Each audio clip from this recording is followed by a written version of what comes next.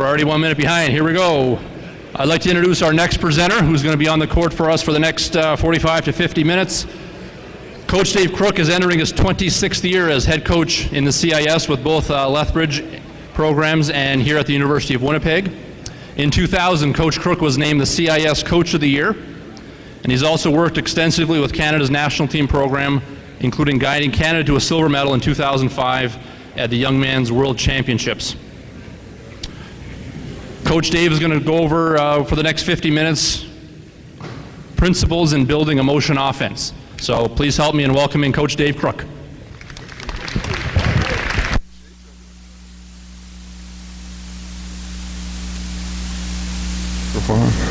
You're there? Oh, okay. I really didn't, how loud is this thing, Adam? It's killing me. I didn't want to wear the microphone. I thought my voice was big enough to do in the gymnasium, and I keep talking and you're going to figure it out sooner or later? This is like being at a concert, check, test, check. Am I good now? Okay. So I wasn't going to wear the microphone because it feels sort of awkward in your head, but I guess they're filming, so I have no choice. But I figured I could fill this gym. The guys were in practice today. Mervyn Scott came down and said to me if I was going to yell at the little kids, because I guess I yelled in practice the other day, and I usually try not to yell in practice when the coaches come to watch us practice. But I guess I yelled in practice the other day, so he asked me if I was going to yell at the kids today, and I said, no, I won't yell at the kids. But was it really that bad, Mervyn? Where are you?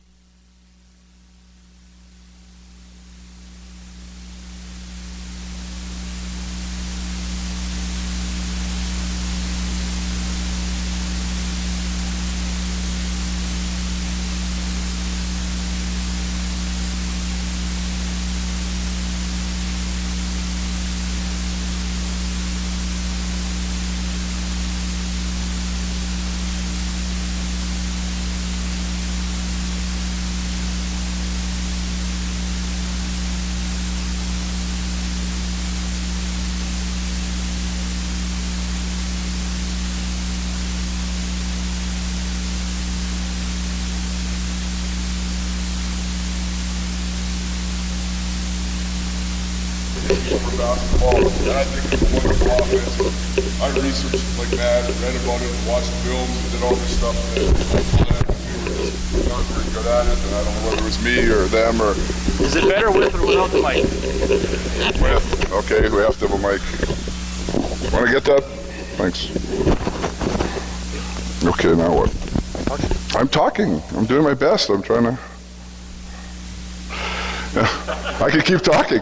And then, so there's the dribble drive motion, which I think is a good offense, but it just, I couldn't teach it. And then there's what you would call a conceptual motion offense, which is what we've taught or I've taught basically for 29 years, and I'm comfortable with it. And I think it's something that we do fairly well, and it's something I've used at all different levels. I started with freshman girls running conceptual motion offense. I taught it with the national team.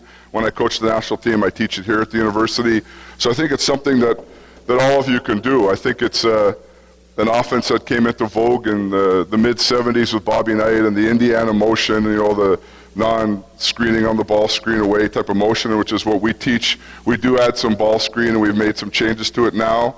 But I think a lot of people are going to look at it, and people are community coaches saying, well, I can never teach, that kind of offense to my kids. We have to do other things. And I mean, everybody needs to run some sort of offense. And I think if we're running offenses where kids are going from A to B to C to D, and they're following a pattern and they learn by rote, I think that it takes away from their skill development. And I think one of the things that happens if you teach kids to play in a motion offense, especially a conceptual motion offense, is you can build on their skills all the time, and you can have lots and lots and lots of skill development, and the skill development will fit into what you're teaching them. All right? So in our motion offense, it's very, very simple. We have some simple rules or guidelines that we give the kids in terms of every time they catch the ball, what they have to do and how they play. We put them into a certain set, and they play in a set, and then we've given some other things to give them a little bit of guidance. And then the biggest part of my job is to teach them some skills and to try to influence their decision making so they're making better decisions when they play. So hopefully when I talk about all that stuff, we'll get it to look like offense. We get these kids on the floor, we'll put them through some things. Am I doing something wrong? No, I'm not doing something wrong. Okay. So one of the first things that we talk when we look at our motion, there's basically, in my mind, there's three ways we can play. We can play with three perimeter players and two posts, so 3 out, 2 in, 4 perimeter players and 1 post, or some people might even play 5 out without a designated post player moving people in and out. Most of my career we ran 3 out, 2 in. We switched to a 4 out, 1 in the end of the 90s, and this year we've gone back to a 3 out, 2 in based on our personnel, just because I felt that we've got some bigger players and we want to get them closer to the rim. The other thing that really changed for me on the 3 out, 2 in is the key. And with the key going wider, one of the biggest problems we always had when we played our kids, especially on the weak side, so if we had, one of you guys come on and play on the wing here with the ball? Someone? Anyone? So we have a ball side wing with the ball. One of the hardest things to teach our players in the past was always to stretch the floor on offense and to be a little bit wider in this post spot. And now, even though they only have to move out, whatever that is, 24 inches or whatever it is, this width has made a big difference in terms of our...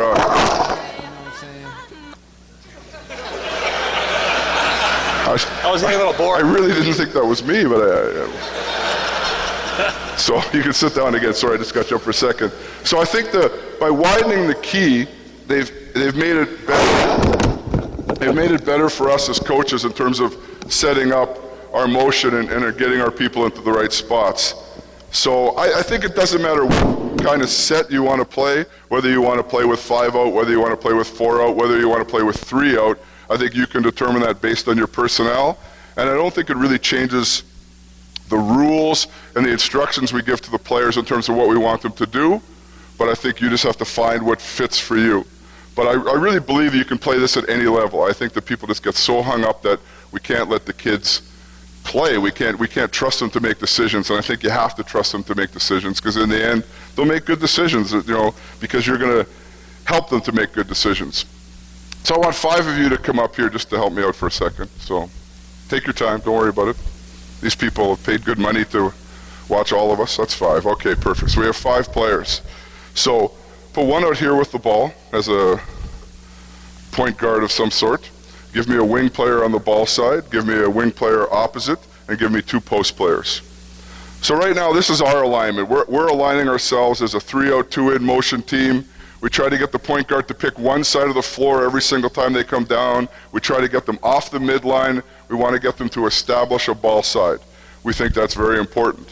On the wing, we try to get our wing players to play 17 to 20 feet between them and the ball as much as we can, possibly all the way to 25 feet depending on the wing and depending on the player. And we're going to try to get them to try to work in and out to get the ball and not to get up. The first thing that most kids are going to want to do is when they're being guarded, they're being denied, is they're going to try to come high to get the ball rather than working down to get the ball or working in to get the ball. And then what starts to happen is when we work high and you come up high to catch the ball, we make that entry.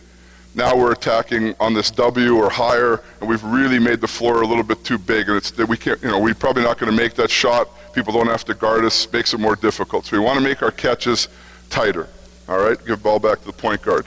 The next thing we try to do in a 3 out, 2 in, we don't want to make this pass too long and too hard. This pass now would be almost close to 30 feet.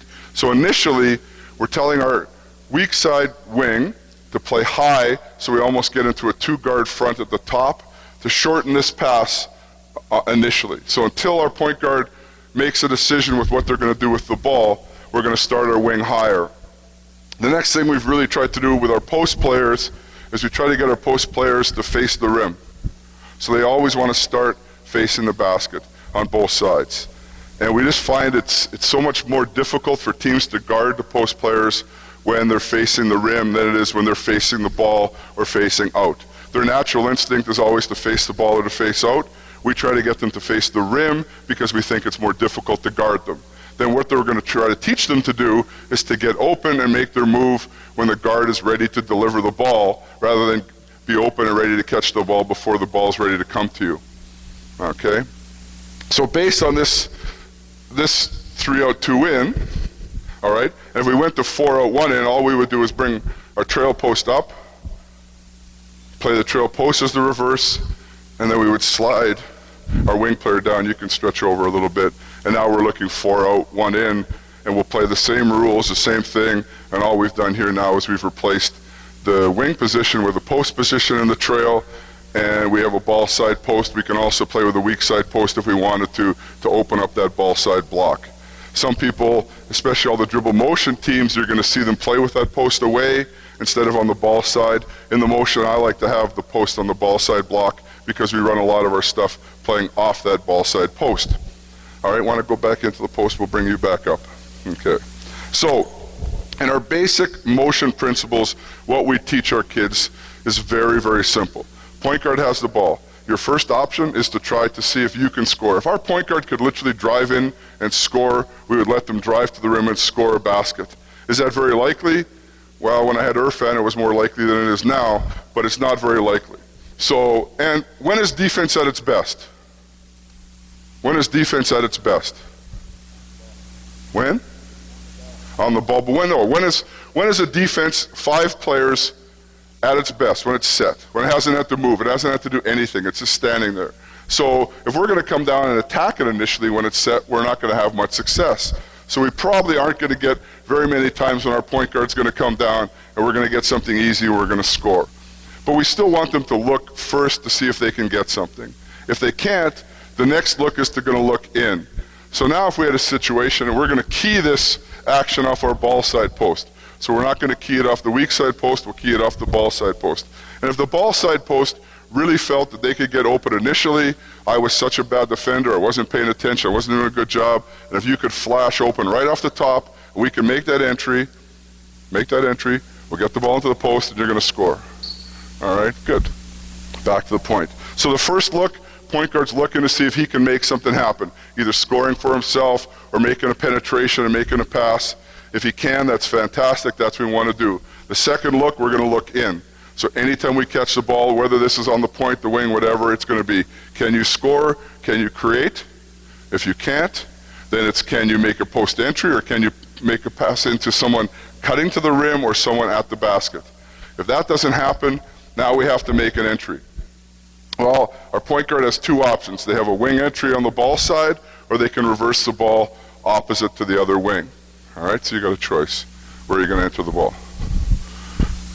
Makes a nice wing entry. So now we've had a wing entry, our wings worked hard, and the wing's going to have the same rules. First look would be, can she score? Can she create a basket for herself off that pass?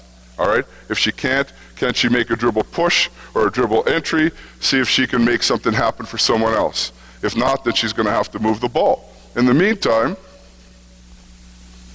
we go back here to our point guard. Point guard's made that entry. What does the point guard have to do now? He's got to move. Point guard's got to move. That's a great answer. So now we want him to move, and he's got some options. His options can be he can make a basket cut. All right? If the wing was high enough up and the wing had caught high, he could make a cut to the corner, he can cut away, or he can screen away, or he could screen the ball. So he has 5 options. All right? Most of the time, we're going to see a lot of screen away action, or we're going to see a lot of ball cut. All right? Because those are the things that we're teaching more often. We want them to try to cut to the rim, or we want them to screen away. The other thing that happens, as soon as we make that entry, as soon as the point has decided where the ball is going, we no longer need this person as a reversal. So now we're going to have them slide down and stretch the floor. And what we're trying to do is make it more difficult for their defender to be involved. If their defender wants to jump in, all right, and help, they're going to lose track of where that person is. So we're just trying to stretch the floor and make it harder on the defenders. Our theory on defense is always we want to shrink the floor. We want to have our defenders shrunk as much as we can. So on offense, we want to stretch the floor to make it more difficult on the defense. So now you're going to make a cut. So he makes a basket cut, doesn't get the ball, goes down, stop. Now, this is the hard part. Once he makes that cut and he's moved, now it's about exiting. So where do we want him to exit the floor? So he's got to make a read. Well, this one is pretty simple because the ball's so low, there's not much room underneath. He's probably going to exit away. So you can exit away, he exits away, This is going to bring him across. In the meantime, you've had 2 or 3 seconds. She didn't give the ball to the cutter. She didn't shoot the ball. She didn't give it to the post. So now what are you going to do? Pass it? Yeah, reverse it. So she reverses, bang, reverse. Look at these guys, they know how to play motion already. He comes up to shorten the pass, reverses, bang. Now, in the meantime, what are you supposed to do after you, who passed the ball first? Right, she did. So now what are you going to do? She's going to move. Now she's got some options. She can go down. She could cut through to the other corner. She can go down and hide. She can set up the screen off that reversal. So let's say you go down and you're going to set up a nice little screen. So she hides under the post. He makes the reversal. He's playing a little 2-man game with that post. We're going to go down and set a pin down screen. We pin down, bang, space, catch, reverse, and now maybe we've got a shot just off that simple action. So all we're doing is we're moving players, and we're trying to make them play under a simple set of rules. When you catch the ball, you want to look to see if you can score. If you can't score, you're going to try to put the ball on the floor and create a shot for someone else. If you can't do that, you have to move the ball. Once you move the ball, you have to move yourself. And your options are basket cut, cut to the ball side corner, cut away, screen on the ball. And everybody plays under those same rules every single time the ball moves. All right? Pretty simple. So now this time we come down, we make a wing entry. All right? You stretch the floor because you can. You've decided you don't want to make a basket cut, you're going to make a screen away, so you go to screen away. Screen away, bang, he comes off that screen looking for the ball, and now if we haven't done anything else, we can make a reversal. He looks for a shot or a score or a punch. You don't have that, you make a reversal.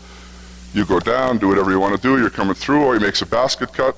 Now you can set a, bang, he comes off that single, he comes off, we look there, perfect, okay? So that's just how the perimeters are moving and playing. They're playing together as a unit. We train the 3 of them together. We do a lot of stuff where the 3 of them are going to play as a unit separate from the bigs. We don't do tons of teaching that way, but we can teach them to do those things together. We play the 3 of them. Now the big guys on the other side, their jobs are pretty simple. Like we said before, we want them both to face the rim. I think it's critical that they start facing the basket. I think it just makes it so much more difficult for me to guard someone facing the rim. If he was standing up playing this way and the ball was up high, all right, makes my job pretty simple. I just stand here, I get a hand in the lane, make it difficult for him to catch the ball. He faces the rim, well, it's just a little more uncomfortable for me as a defender. I don't really know what he's going to do, where he's going to go, all right? And now if he's smart, he can move me around. He can move up the lane, brings me up the lane. Well, I come up the lane, now on that wing entry, if he can make a seal, he's created a lot of space here, made his life a little easier, all right? If I'm a really bad defender, maybe he can come down a little bit, he brings me down, now he can spin back over the top, he creates that space, he wins that there. So we really try to get them to face the rim. It's not a normal position for them, but it's a good position if they can learn to play that way. So now, let's say we do make the wing entry, we've got the guard going to screen away, the post player who's been facing the rim, now they can make their move, now they're going to try to get open. So he's going to try to get open, he does whatever he's going to do, and now we can play a little 2-person game here on the wing. All right? So a little 2-person game, whatever we're going to do. If we can't make that entry, so they did a good job guarding, what are we going to do as a post player? Well, you've got to move somewhere too. So he has 2 or 3 basic options.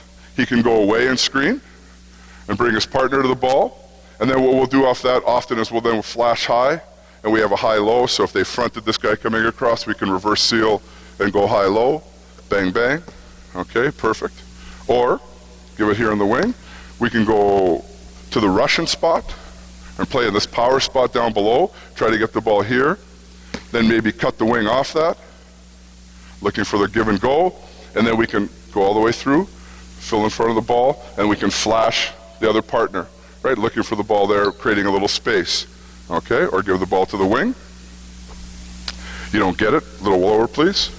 Now, instead of doing that, now we can come on and screen the ball, come off, bang, bang, and look to play off that. Good, these guys are moving, they're sliding, they're doing good things.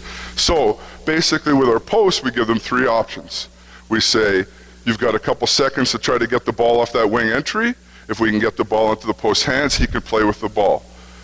If that doesn't happen, he can pop to the Russian spot. We can play a little two-person game off that pop to the Russian spot in the corner. Or if we don't have that, we can come out and screen the ball and we can play off that ball screen on the wing. So the posts have three options. And again, it's read and react for the post to make those decisions. Based on everything I've talked about so far, are there any questions? Not a single question. Okay, good. Yeah, oh, wait, there's one. Do we ever use, in the 3-out 2-in, we're not using the offside post. When we played 4-out 1-in, we would often use the offside post to reverse the ball. And all we did in that one is put the ball in the wing, come on and play the point guard, you play the revert trail post, you come and play the ball side post, come up. And in this kind of action, we play the same sort of ruling, but if we went from wing to guard or we went through the post, and now the post reversed, what our rule was anytime when the post reversed was we dive the post on the reverse, we bring the other post opposite, we just yo-yoed the post on the post reversal. Only when the ball went from side to side. So anytime the ball went across, we would run that. Yes? Right.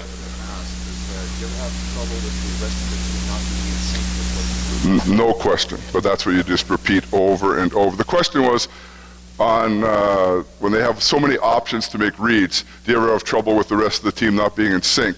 And yes, we're often not in sync. And that's why that's my job every day in practice, to go over and over and over and over. The people who are in practice the last couple of days, and we just did that, we spend 20, 30 minutes, I don't know, longer every single day in practice just going over and over and over. And we do shooting drills where we'll just run 3 perimeter guys, dribble, punch, make a wing entry, cut away, swing the ball, take a shot. We just do that stuff over and over every day.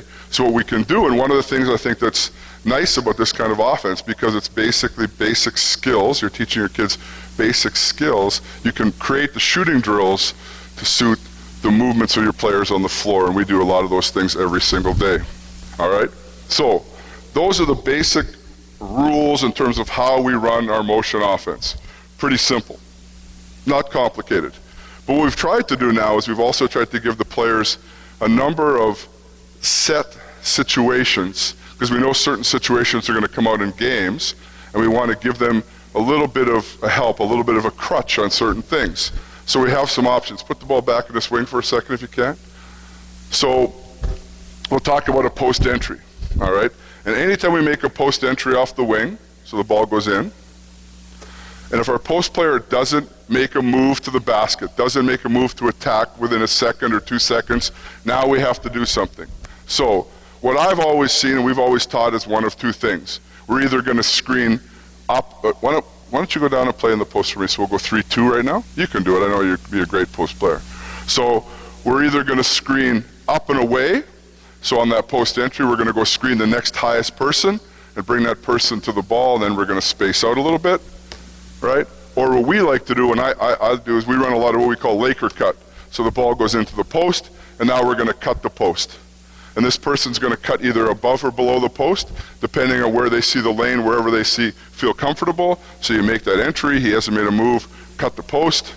And we might get the handoff, the team would have to be pretty bad defensively, but it could happen. But if we don't have that, we're going to cut the post. You're going to go opposite and through. Hang on, don't go too far yet.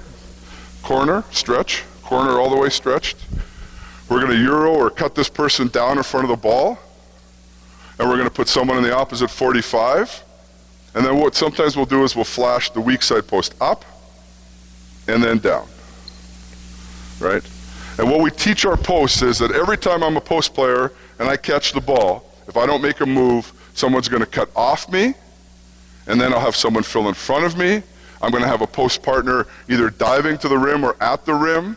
I'm going to have someone on the opposite 45, and I'm going to have someone on the opposite baseline. And if you've watched us play, there'll be times when our posts will catch it, and almost without looking, they turn and throw the ball cross court because they know there's going to be someone there every single time. And that pass is often not guarded, right? Because both teams, when the ball goes into the post, what are they doing defensively? Yeah, they're shrinking the floor. So as they shrink the floor, we exploit that and we throw the ball cross court. So that's our post entry rule. So anytime we enter the post, we're going to cut the post, or you could screen up on the post, whatever you want to do. We cut it. After we cut the post, we're going to have partner dive to the rim, we're going to have someone in the opposite 45, and we'll have someone in the opposite corner. And then again, they play off that. But it's just something we've put in for them so that they know that it's going to happen every single time, something consistent. All right, let's come back. Give the ball in the wing. You come play the point spot. You can play the reverse spot on the other side. You guys are playing on the block. So you're making a wing entry. He's cut away, done whatever he's going to do. And now we have a baseline drive. All right, so on the baseline drive, we have a set of rules again for the kids. So they know that every time someone drives on the baseline, we're going to have a little bit of structure. Baseline drive. He's going on the drive. We lift the ball side post.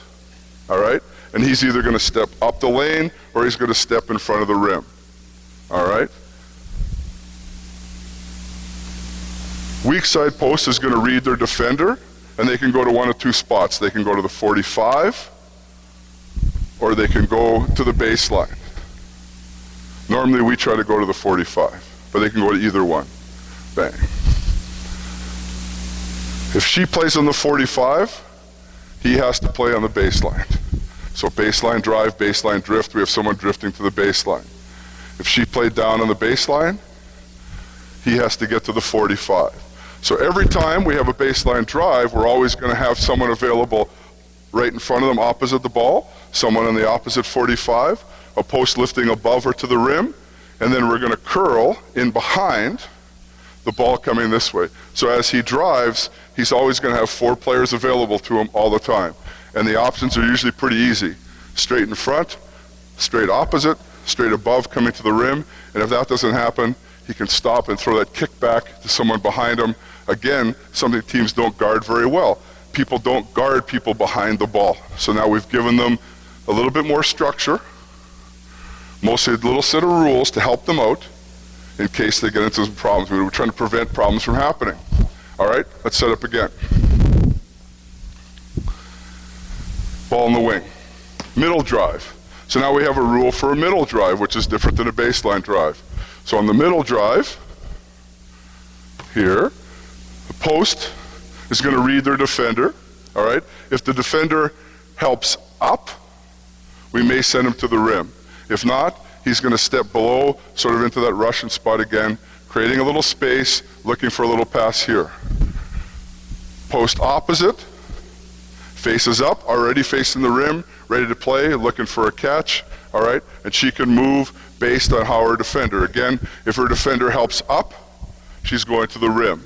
If her defender stays low and down, she might even stretch a little bit to bring the defender away, or she can curl to the basket if she thinks she can flash cut.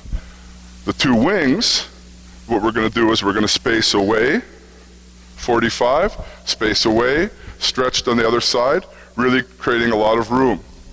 And our one rule for this player is, if you get to the midline of the rim, or he stops his dribble, we're going to curl cut over top of him, what we call a European curl. So when you come hard, and he gets to the midline or a kill, we're going to bring this player above. And again, this is sort of that dribble drive motion stuff where you're bringing people over the top. But we're saying to him, if he's got nothing, we need someone coming above him to help him out a little bit. And again, that's a tough thing for teams to defend. Teams don't defend that very well. All right? So what we're doing there is on those drive options or a post entry, we're giving them something concrete that they can do every single time, making it very easy for them. All right? And kids know what their responsibilities are, know where they have to be. Does that make sense? Yeah? Yeah? Am I boring you that badly, or is it okay? Oh, you're okay? All right, good.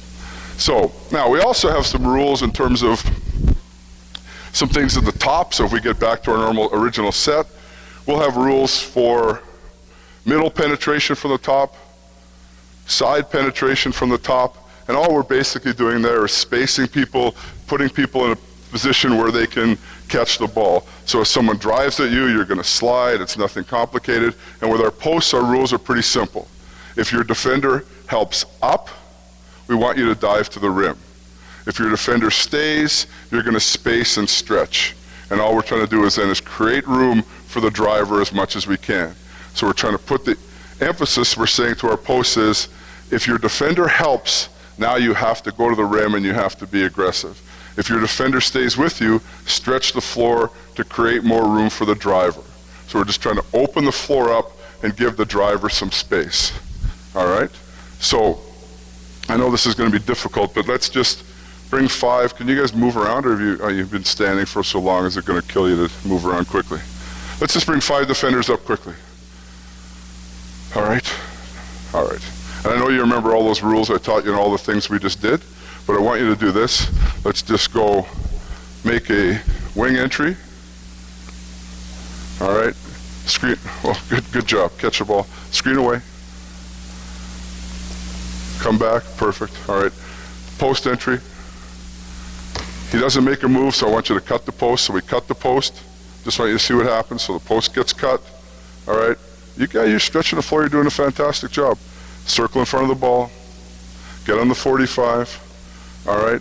Come up and go down. Post player. Up and then down. Dive back down. And bring her down. Now what are you going to do? You can either kick it out, kick it across, do something. You better get open for him. Perfect. Good. Bang. So you can just see them sort of walk through it. That's really difficult. I shouldn't have put them in that situation. But those are the kind of things that we're doing every single day. Now, how do we drill some of this stuff? Well, we'll do this kind of thing, and I should probably have Coach Tacky out here because he's way better doing the drill stuff than I am. But let's put a line of guards here, a line of perimeter players there, and a line of perimeter players there. All right, so let's get like 3 here, 3 there, 3 there. All right? So we'll do really simple things like this, and you guys who are in the back of the line, just step back a little bit, so we have 1 on the floor. Step back a little bit, so we have 1 on the floor. All right, you're the point guard. So now we'll do this kind of thing where very, very simple. You're going to take a dribble, make a wing entry, then you're going to make a cut, you're going to make an exit, all right, you're going to make a catch, you're going to look in, you don't have anything, you're going to make a reversal, and then we'll get a shot off that, and then we'll have the one person will go to a safety, so one of the little guards, one or the 2 men, one of you guys is going to be responsible for safety, and the other one's going to go to the rim, all right? Can you understand that? Okay, let's try that, see what happens. Bang, so he cuts, he exits, they catch, they reverse, look for a shot, take a shot.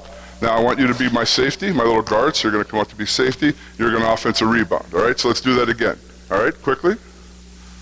So here we go, first group, bang, enter, cut, looks for the ball, oh, he gets it on the thing, good. Now who's going to be my safety that time? You were high, so you would be the safety, you're going to offensive rebound. But let's look all the way through so we get the reversal, all right? Let's see what happens, all right?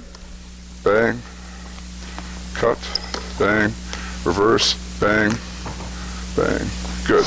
And the next group go, quick, same thing. Bang, bang. Good, good, next up, go one more time. Pass, cut.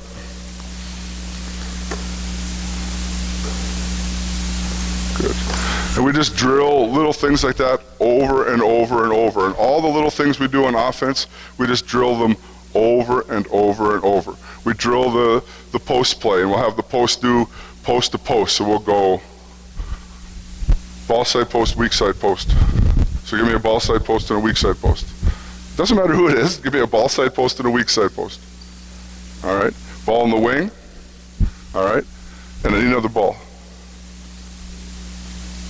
All right, okay, so what we're going to do is this. We'd have ball comes in, it doesn't come to my post is going to screen away, bring the other post across, then my screener's going to flash high.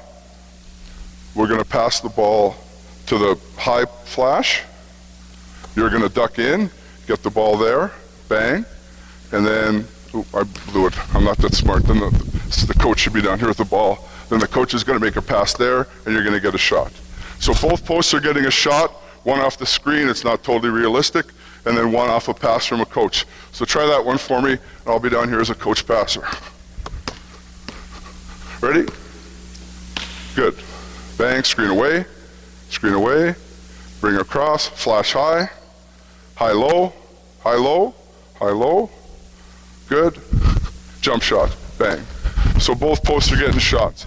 So all we're doing is breaking down the little things that we're doing every single day in our offense and just try to create shooting drills, create little 3-on-3 drills.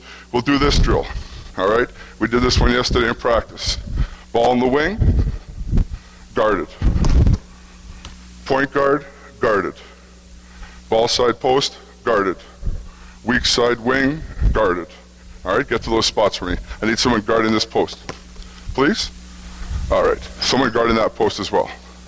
All right, and we say to them, put the ball here. Sorry, my fault. And we'll say we're going to play 4-on-4. I have 5-on-5 out there. Not the smartest guy. You two posts get off. Weak side posts. We're playing 4-on-4, 3 perimeters, 1 post only on the ball side. And now we're going to say, the post player, you have to stay on the offensive ball side block, and you're just going to be working to get open. 3 perimeters playing around them. So we'll go entry, cut, so you can screen away, cut wherever you want to go, screen away. You're working to get the ball. We're working at the 2-man game there. If we don't get it, reversal, reversal, post chase the ball. What are you supposed to do? You can cut, go wherever you're going to go. All right, cut, screen away, come back, bang, looking for the ball. Good. And now we're just working to build the offense. We've removed one of the posts off. We don't have as many posts in practice as we have perimeters. So this allows us to get the 3 perimeter players playing, but still with a post entry. So we could do it 3-on-3 without the post, but then we're not getting that post action. We're not going to get the post cuts, and we could teach the post cuts off that stuff too. So if we go to the wing, we make a post entry. Oh, right. So you guys just switch. No, it's good. Keep going. Do what you're doing. You're doing it properly. Go down, switch. Now, cut the post. Yeah, cut off the post and go all the way through. Euro in front of the ball. Fill up. Excellent. You did a perfect job. Go wide, stretch the floor. Stay a little bit wider if you can for me, please, in the 45. Bang, and we play off that. Now maybe we throw the ball opposite 45, right? Chase the ball. You can look to attack into the post. You can make a wing entry. Make a wing entry. Now you can cut. Make a basket cut. Don't have the ball. You're coming back up. We're looking. You can either make a post entry or you can make the pass away. Bang, post looking for the ball. Again, we play off that. Make a pass into the post. Now, bang, off the post from the high. We're still going to try to cut the post if we can. The first cutter, we would still use the baseline if we can, or we could use the high, but let's say we use the baseline. We cut the post. What do you have to do when the post gets cut? You fill the wing. You go to the opposite 45. We play off that. So now we're using our 3 perimeters. We still have a post, but we've got a little bit of a breakdown situation, so we don't have to do it as a 5-on-5. We can do it as a 4-on-4, releasing the weak side post. We don't have as many posts in practice. All right? We play sometimes just 3-on-3, so we remove those 2 guys. All right? So we remove those 2. You come up and play here. Guard at the point, wing, post. All right? Play in the ball side post. Face the basket, please. All right? Get in the post. Perfect. So now we'll play 3-on-3 in the ball side.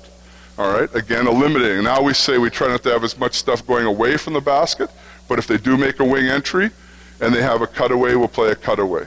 Or we can play 2-on-2. So we can do any of those options. We're just building our motion by being creative and looking at different ways to do it. 3-on-3, 2-on-2. All right, 4-on-4. And I mean, be creative in the 4-on-4, so it doesn't always have to be like a shelter situation like there. We just remove the post, played with 1 post. All right? Does any of that make sense? Yeah? Any more questions about any of that stuff?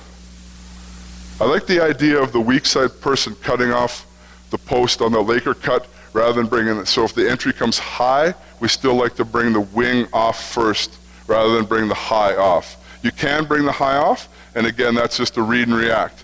So if that high person cuts first, then the wing has to read it. What becomes difficult off that is, put the ball in the wing for a second, or no, keep the ball at the high, my mistake. Give me the ball side post. If the ball came in from above, all right, goes in, and we don't get any action off it. Now, hopefully we're getting action off if the ball comes from above, but if it doesn't happen, all right, and now we're going to cut high, and we do have a high cut, instead of having the low cut, which is good. So she cuts and she goes through and exits. The problem for this person is we're not having any movement in front of the ball.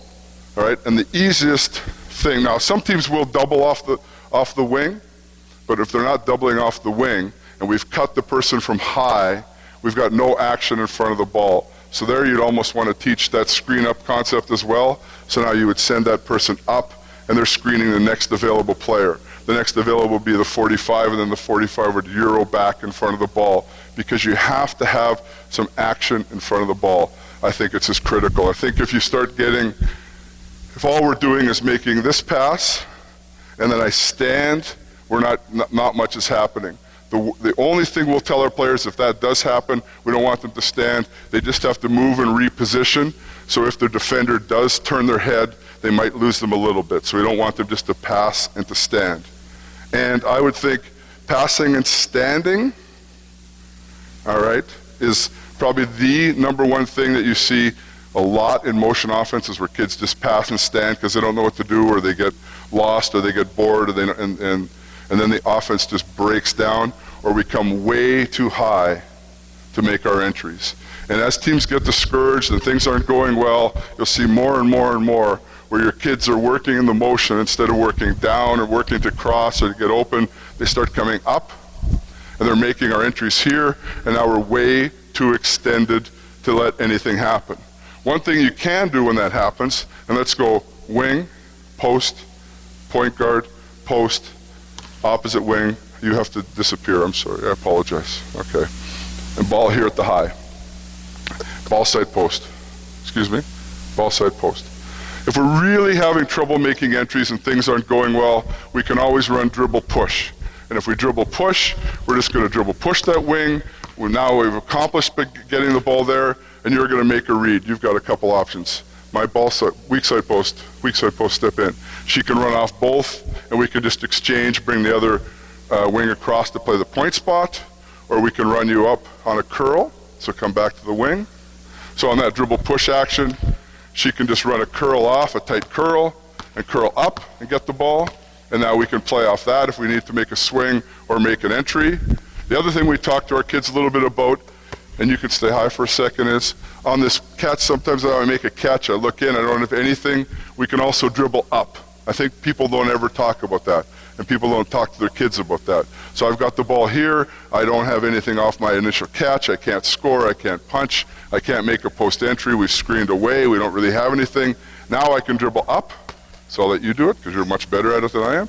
You're going to dribble up, and on that dribble up you have two options. You can get pushed and we can bring across, or you could just run a curl back down underneath. We curl back under the post, we make a wing entry off that. So we can go both ways. I think very few people ever think about the dribble up out of the corner. We talk about the dribble push and we go down, but we don't look to bring people up and out. And I think it's something that can be very, very effective.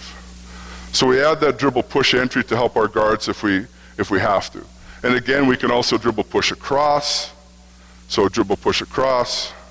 And again, these kids are smart, they just reposition, she goes down, she can cut through, she can curl, she can come up wherever we want.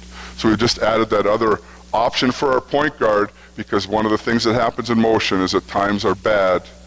The kids stand, then you don't get action, and the game just gets worse and worse and worse. All right? Any more questions? Nothing. I can't believe I talked that much and no one has even a single question. Zone?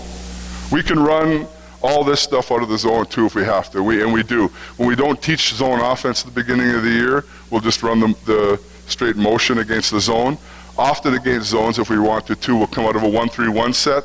So instead of having the post flat in the 3-2, we'll go 1-3-1, playing on the high post. Just makes it, high post is a difficult place for zones to guard. All right? And of course, you can also do all this stuff out of the 4-0-1 in. And we ran the 4-0-1 in for years. The biggest thing I find, though, on the 4-0-1 in is, like I said, anytime we reverse the ball, we just try to yo-yo the post and get that post action up and down. I think it's very, very critical. Anything else? Nothing? I was hoping to...